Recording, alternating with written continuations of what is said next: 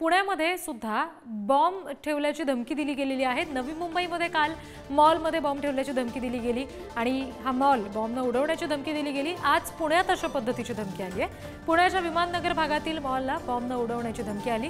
Phoenix market city मॉलमध्ये bomb ठेवल्याच्या धमकीचा mail आला। पोलिसांकडून आता पुढचा तपास सुरू झालाय असं सध्याच्या क्षणाला समजते। प्रतिनिधी ज्ञानेश्वर चौतमल यांच्याकडून अपडेट्स घेऊया।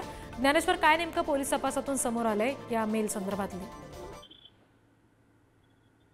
पुण्यातल्या विमाननगर भागामध्ये मॉलला बॉम्बने उडवून देण्याची धमकी त्याचा मेल आलेला होता। फिनिक्स मार्केट सिटी मॉलमध्ये बॉम्बस्फोट घडवून देण्याचा धमकी देणारा ईमेल जो आहे तो पाठवण्यात आला आणि त्यामुळे भीतीचं वातावरण पसरलेलं होतं। या प्रकरणी विमाननगर पोलिसांनी धमकीचा ईमेल पाठवणाऱ्यांच्या विरोधात गुन्हा दाखल केलाय। हिडनस बोन असं जो ईमेल करणारा माणूस आहे त्याचं नाव आहे, त्यानं धमकी दिलेली होती। या सगळ्या प्रकरणाची पोलिसांनी चौकशी सुरू केलेली आहे आणि जो धमकी देणार आहे त्याचा शोध घेण्याचे सध्या पोलिसांकडून प्रयत्न सुरू आहे। जी ज्ञानेश्वर, धन्यवाद दिलेल्या माहितीसाठी।